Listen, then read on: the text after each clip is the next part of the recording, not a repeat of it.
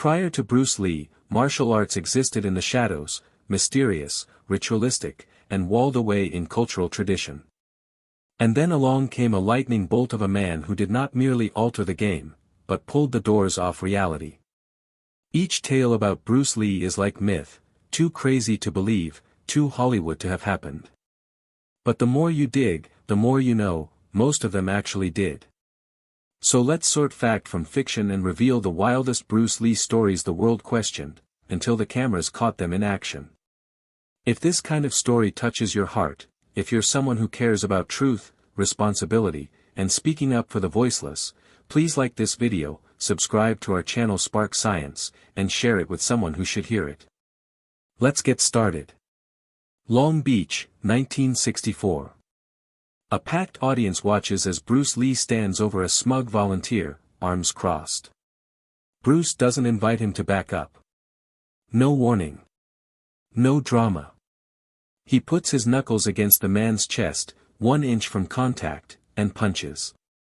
No wind-up, no apparent transfer of weight, just a flash of motion. The man shoots backward, slams into a chair 6 feet away. The room is silenced. This wasn't a parlor trick, it was raw kinetic efficiency.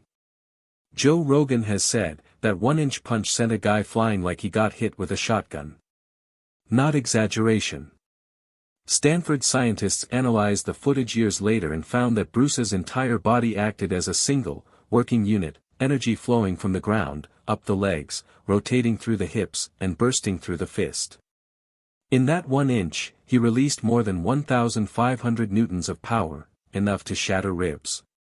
Martial artists from around the world attempted to copy it. Some were close. None were better. Because it wasn't merely mechanics, it was timing, control, and years of vicious conditioning. That instant transformed a myth into a man, and a man into a legend. The punch was evidence that power did not require distance, that strength did not demand size, and that the seemingly impossible could quite simply be muddled. Without the film, it would have been an overblown dojo anecdote.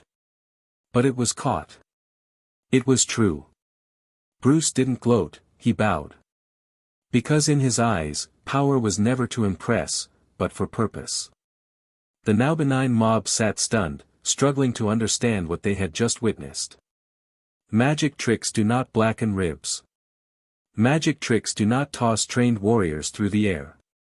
Only Bruce Lee managed that.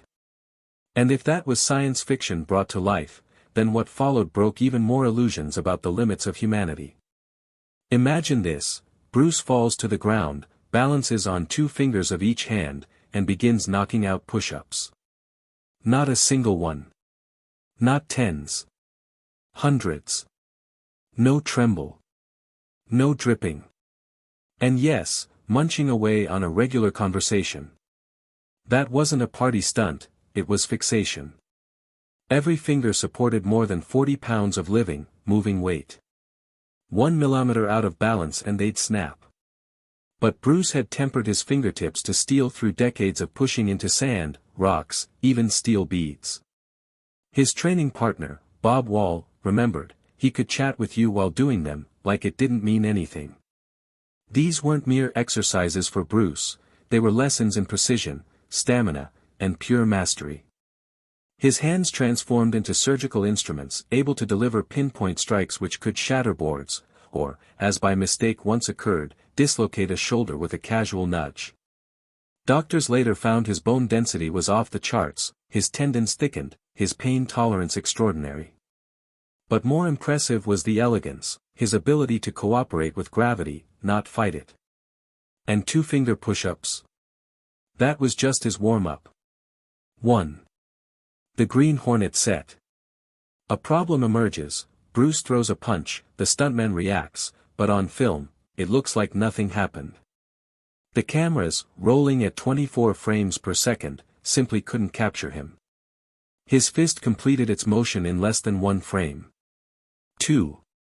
They initially assumed it was a hardware malfunction. It wasn't.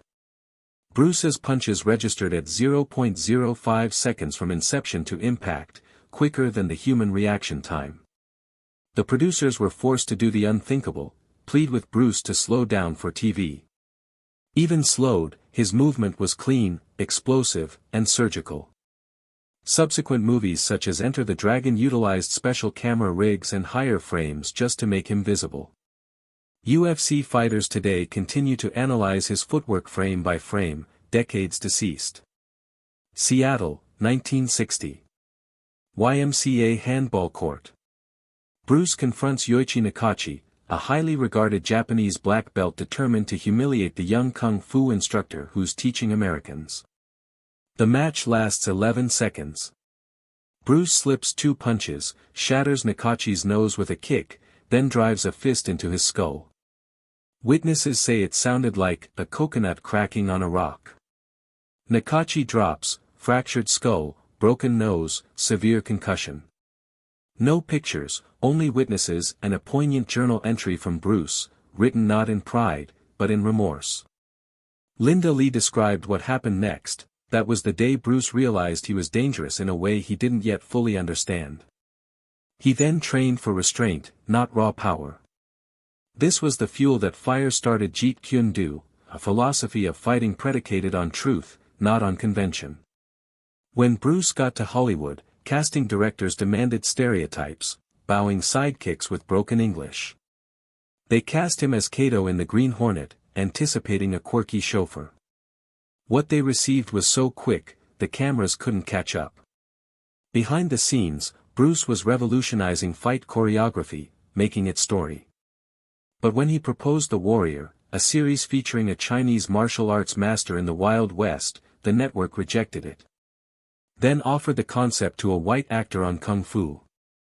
Shattered but unbowed, Bruce went back to Hong Kong and burst into superstardom with The Big Boss, Fist of Fury, and Way of the Dragon. Then came Enter the Dragon, the first Hollywood action extravaganza headed by a Chinese icon. Weeks before it would hit theaters, Bruce passed away. But his legacy was irreversible. As Joe Rogan said, there is no Jackie Chan, Jet Li, or Keanu in The Matrix without Bruce Lee. Since Bruce's death, one of the rooms in his Kowloon Tong house remained closed for decades. When Linda Lee opened it at last in the 1990s, they didn't discover memorabilia, they discovered obsession. Dozens of coded journals, each recording a movement, an exercise, or a theory. Training aids altered beyond all recognition. Odd devices for speed, grip, reflex. It wasn't a gym. It was a lab, constructed not to impress, but to test the limits of the human body. And it demonstrated one thing, as much as the world witnessed, Bruce Lee had been holding back. Even as the pain persisted, symptoms of his illness started to show. Folks murmured about his weight loss, hospital trips, and his sudden vanishing acts from the limelight. Some said he was fighting a deadly disease, others thought it was burnout from 5 decades of non-stop performing. Eric himself remained quiet, never acknowledging nor refuting the rumors. But those closest to him noticed the price it was exacting, not only on his frame, but on his spirit. His guitar still sang, but occasionally, the flame behind the strings was a little less bright, as if each string wore a sorrow too great to share. He sidestepped questions in interviews with laughter or evasions, bringing the conversation back to music.